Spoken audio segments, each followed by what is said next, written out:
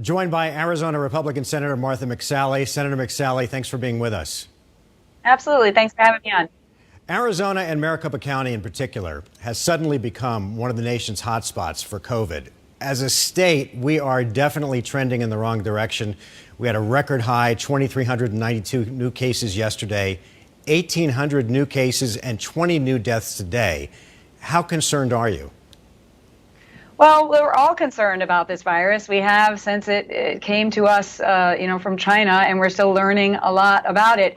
The governor and his team have been on this from the very beginning and providing guidance to Arizonans. And this is really a partnership between the government providing information and Arizonans making good decisions, and also companies making decisions in order to safely be able to conduct business and allow people to safely return to work. So I'm concerned. The efforts that we've made so far to flatten the curve, we were never going to make this virus go away. We are trying to defeat the virus by finding vaccines and cures, but flatten the curve so we can protect the vulnerable, so we have the ability to ensure that the virus is not going into nursing homes and assisted care facilities, and our hospital capacity is there to support our frontline healthcare heroes, while allowing Arizonans to safely work, to provide for their families. And so we have to do all of the above together, and we still need that level of vigilance until we have the vaccine and cures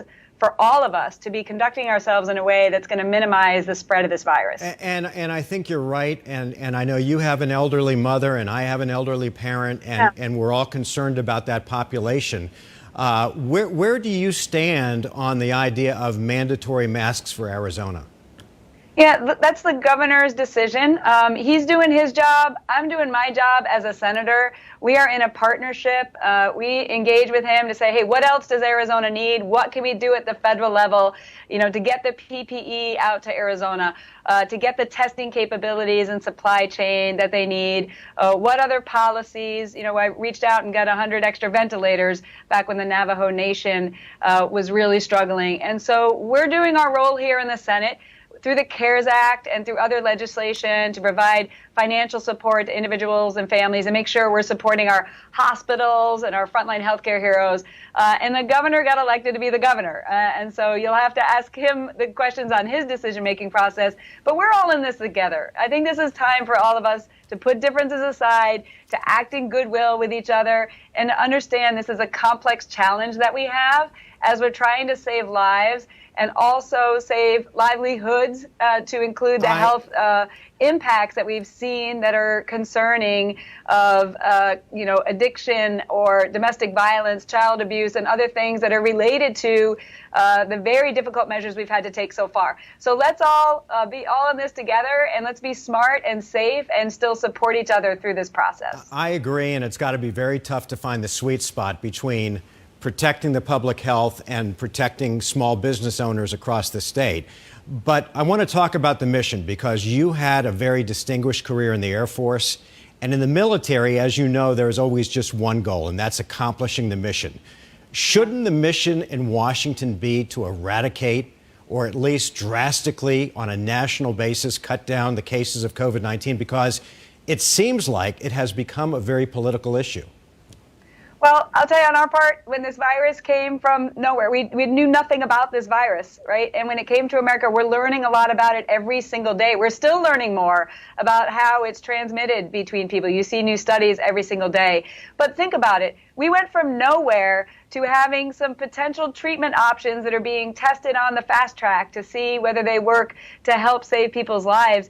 And we've got this warp speed operation investing in, I think, over a dozen vaccine candidates in single-digit months, trying to make progress on this from this new virus. So it's been American innovation.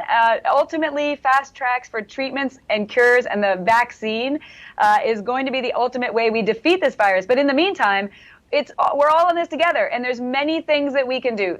Federal level, state level, local communities, nonprofits, private sector. Again, we're all in this together to help each other, just neighborhoods even helping each other. So on our part, we're focused on investing in the testing, investing in the cures, investing in the vaccines, making sure the PPE is there, and then providing that financial support for individuals, workers, families, and small businesses and hospitals to help get us through this. Do you think, as a former military officer, that everyone has the mission first and foremost in their mind, and is everyone going in the same direction? Well, I think we've got a lot of really smart people involved, and it's public-private partnerships. You've got some amazing people within the government and others that are innovators on the outside that are coming up with new ideas every day on testing and treatments and other things. So it's all of that brain power of Americans to defeat this new invisible enemy that we had that just came on the scene this year. And so again, I'd ask people to, we're acting in good faith here. We're all trying to defeat this virus and ensure the economy doesn't collapse in the meantime, because there are other health effects that come with that, and people missing out on cancer treatments and addiction issues and all that comes with the challenges we have working through this together. So it's not these binary choices of either or, I think, are unfair. And I think we should all be looking towards what we can each do. And at the federal government level, we're investing in that innovation and trying to find those treatments and cures with the best scientists that America has. What's your take on all of the racial unrest in this country right now? It's deeply disturbing. I think we should all, if you haven't watched it, as disturbing as it is, you should watch the video of the murder of George Floyd. And I know it's going to make you sick to your stomach, but you have to, because we have to all unite behind the fact that he was murdered by someone who put on the uniform, who swore to protect and defend, and he should be held accountable for that criminal murder. But in addition to that, you had 3 other officers there facilitating and callously standing by and allowing it to happen in broad daylight while it was being videoed, and others were pleading for his life. And so police reforms that we're putting into place, we've introduced legislation today with Tim Scott, are addressing some of these issues of how they could come to this culture that someone could behave that way, routing out the bad actors. But we also need to understand the vast majority of men and women who wear the uniform are good people, and they are risking their lives every day in order to keep our communities safe. So these dangerous ideas of defunding the police are deeply concerning to me and to Arizonans. Our initiative actually provides more funding for things like body-worn cameras and de-escalation training, and also training of what's called duty to intervene.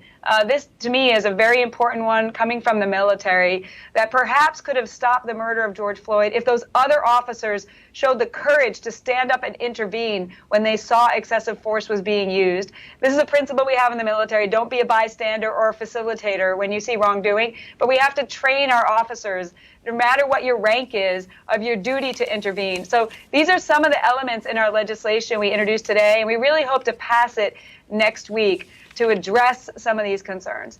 In the meantime, people have been in Arizona many times peacefully protesting. I wore the uniform to protect their right to do that, but nobody should be committing violence by rioting and looting as they're, hijacking these events and committing even more crimes. That is absolutely unacceptable. We need to keep our communities safe as people are expressing their constitutional rights. Senator, I don't know how much stock you put into polls, but several, including one from Fox News, have shown you trailing Mark Kelly by double digits.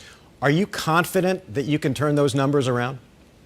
Well, the only poll that matters is on Election Day. I'll let the pundits look at the polls. All I tell you is I'm doing everything I can as a senator in order to serve Arizonans at this very difficult time. After my 26 years in the military, this is my next duty assignment. And after I lost my dad when I was 12, I always looked at things like, if this is the last year of my life, what can I do to make a difference? And we've been able to deliver results for Arizonans through the CARES Act and get relief out there in this unprecedented challenge. And look, my race is ground zero of the Senate majority to decide what direction our country is going to go in. And there is a lot at stake with this race. It's not about me. It's not just about Arizona. It's about the direction of the country and who you trust to get the economy going again, who you trust to hold China accountable, who's responsible for this virus but has also been stealing our technology. My opponent's been into business with them while I'm standing up to them, and they're actually threatening me personally. It makes my family a little nervous. But these questions will be on, hopefully, the voters' minds. We already are hearing from them as they make their decision in November. But in the meantime, I'm going to continue to serve Arizona with all I have. When you talk about accountability for China for COVID-19, what would you like to see happen? Well, I think there's many different elements. I mean, I have legislation that allows individuals to sue China if they have had damages for them and their families. But there's also sanctions options. There needs to be a full investigation. We still don't know where and how this virus originated. We still don't know everything about the virus, so they need to be more transparent.